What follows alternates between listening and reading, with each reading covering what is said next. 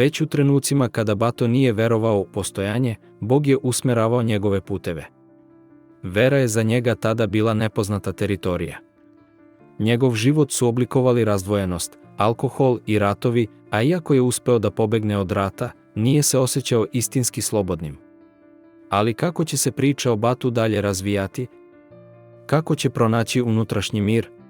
Nije bilo više nikoga s kim bi mogao da se družim. Moji roditelji su otišli u izbjeglištvo u Niš i ja sam ostao potpuno sam, bez prijatelja, bez novca, bez ičega, na ulici.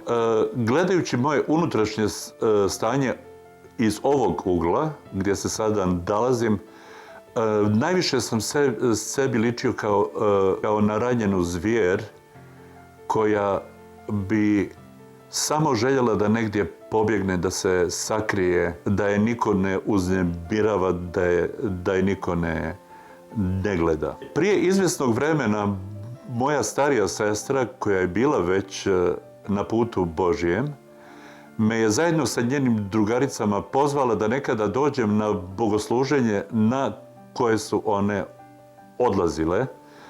I ja, obzirom da sam bio čovjek koji je dolazio iz pravoslavne pozadine, mada nisam bio aktivni vjernik i uopšte nisam vjerovao u Boga, negdje mi je ostalo u mislima ono što se obično i smatralo za nekoga ko napusti pravoslavlje, a to je da je neki sektaš, novovjerac ili neki čovjek koji je krenuo u neku stranu nauku. Kao i mnogo dana ranije, taj dan sam šetao ulicama grada, obzirom da nisam imao gdje da se sklonim to veče, to popodne. Sjećam se da je to bilo negdje rana jesen, obzirom da sam na sebi imao jednu tanku košulju i farmerke i jednostavno sam tražio način kako da utrošim vrijeme to veče. To veče ja jednostavno više nisam imao gdje da odem i kod koga da odem. Važno je napomenuti da prije nego što sam otišao na bogosluženje gdje sam prvi put čuo za Isusa Spasitelja, ja sam šetao ulicama Beograda u jako alkoholisanom stanju i jednostavno nisam znao šta da radim od sebe, tako da sam u tim trenucima dolazio do razmišljanja da oduzmem sebi život. Tu noć dok sam hodao ulicama Beograda, ja sam imao osjećaj da se ipak nekako približavam toj crkvi i tom bogosluženju, iako negdje u sebi sam se tome protivio. I u jednom trenutku sam osjetio kao da me je neka ruka uzela za leđa i počela polako odvoditi do te zgrade gdje sam kasnije ušao. Pravo Božje čudo je bilo uopšte da sam ja stigao do tih velikih drvenih vrata gdje se okupljala ta zajednica. Ušao sam u jednu prelijepu, svijetlu, osvjetljenu zgradu gdje su me dočekali srdačni, topli, nasmijani ljudi. I ja sam se začudio i u sebi rekao, pa ovo nije kao pravoslavna crkva, ovo nije mračno, zadimljeno. Ovdje nema ikona, ovdje su neki fini, radosni ljudi i ohrabrio sam se da uđem i da sjednem u srednji red, u zadnju klupu u sali gdje se bogosluženje i održavalo. Ja ću sa velikom zahvalnošću Bogu i radošću spomenuti ime drage teta Jelke, koja je sada kod Gospoda. Ona je bila žena koju sam upoznao nekoliko dana ili nekoliko mjeseci ranije na jednom ručku na koji sam bio kod nje pozvan zajedno sa još nekim vjerujućim. Teta Jelka je bila osoba koja je još dok nisam bio obraćen svojom pojavom, svojim izgledom govorila da postoje ljudi koji ne izgledaju kao svi ljudi na ovom svijetu. Ona je bila puna ljubavi, puna pažnje koju ja do tada nisam poznavao. Kada sam ušao već u tu zgradu, u tu dvoranu, gledao sam gdje bih mogao sjesti jer nisam nikoga poznavao i primijetio sam odmah kod ulaza da u zadnjem redu sjedi ta draga baka Jelka koja je bila veliki blagoslov u mom životu i ja sam sjeo upravo pored nje. Teta Jelka je bila vidno iznenađena, začuđena otkud ja uopšte tu, jer sam se ja jako protivio da dođem i da slušam i da vjerujem to što su oni vjerovali i onda je bogosluženje i krenulo. Te noći kroz Beograd je prolazio jedan američki propovjednik automobilom i dogodilo se da je negdje u gradu jednostavno njegov automobil stao i bio je prinuđen da pozove svog kolegu propovjednika iz Beograda da traži pomoć u vezi sa automobilom. Taj automobil je bio razlog da se taj američki propovjednik i pojavi na tom bogosluženju te noći upravo kad sam ja bio tu. To večer brat je propovijedao o tome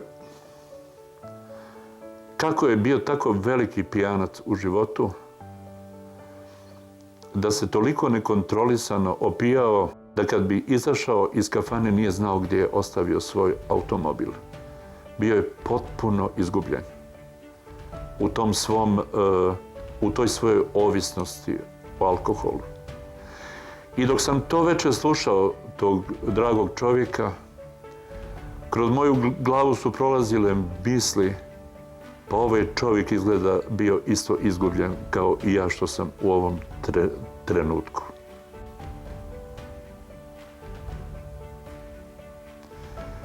Nakon što se propovjed privela kraju, brat je postavio pitanje da li neko sjedi u sali koji ima sličan problem kao što je on imao i propovijedao sa Božjeg Sina Spasitelja koji je njemu donio oslobođenje, oproštenje i novi život bez grijeha i tom prilikom pozvao sve one koji osjećaju u svom srcu poziv da izađu naprijed, da se on pomoli za njih. Što sam čuo taj poziv u mojoj glavi, kao da se u meni upala jedna sjelica, jedna nada. Pa možda taj Isus kojeg taj čovjek propovjeda i koji je oslobodio njega od ovisnosti alkohola i grijeha, možda i taj Isus može večeras meni da pomogne. Kao da se rodila nada.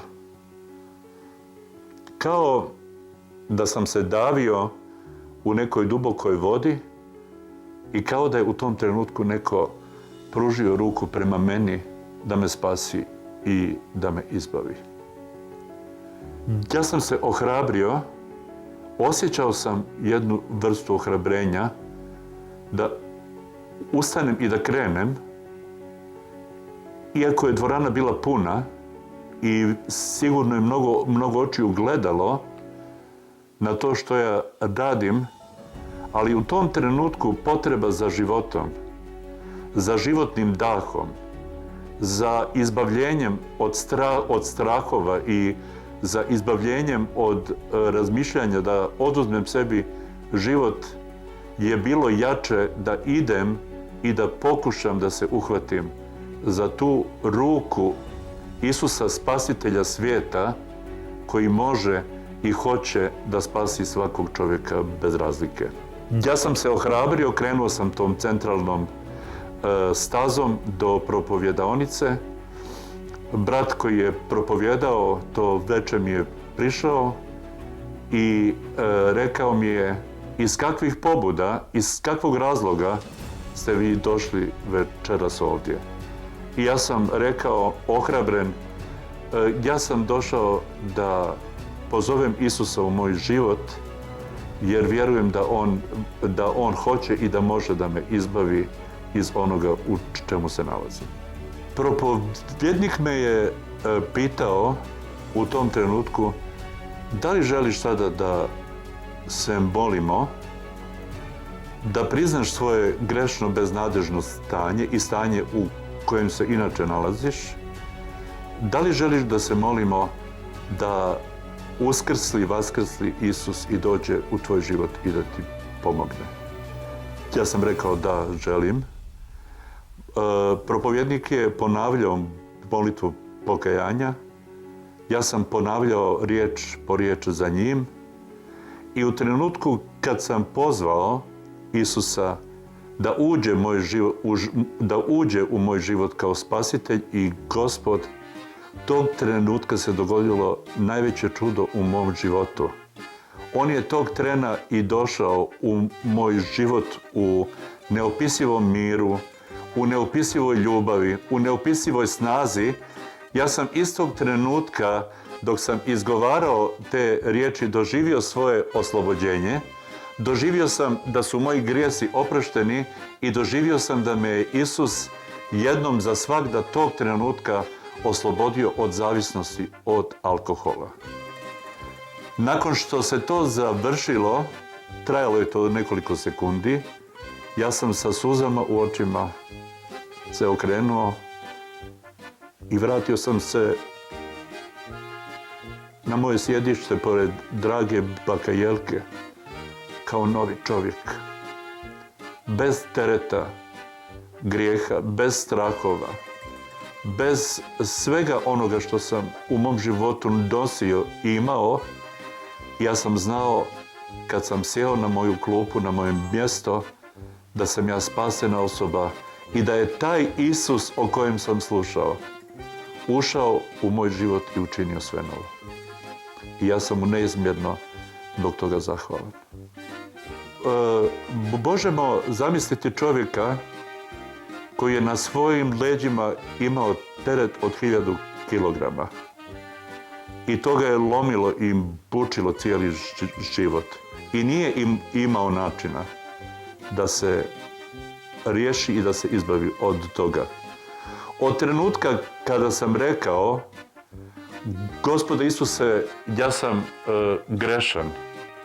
Ja sam veliki izgubljeni grešnik koji se zapleo u lance svoga grijeha. Molim te da dođeš u moj život, da mi oprostiš, da me spasiš i da me oslobodiš. On je u jednom trenutku došao i uzeo taj teret sa mene i ja sam se osjetio slobodan kao ptica. Mir koji do tada nisam poznavao. To je mir koji nisam nikada i nigdje doživio osim u susretu sa Spasiteljem Isusom je duboko ispunio cijelo moje biće, a pred očima mi je bila otkrivena veličina Božje ljubavi koju je Isus pokazao prema svakom čovjeku tako što je uzeo grijehe naše i stradao na krstu Golgote. Ja sam mislio da ću da odletim tu noć. Ja sam bio lagan, grijeha nije bilo više na meni i bilo je fantastično. Bog je pronašao Bata.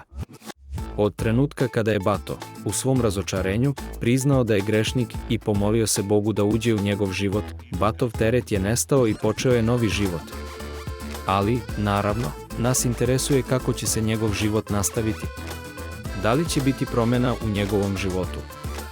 Hoće li biti usamljen i da li će se ikada vratiti u svoj rodni grad?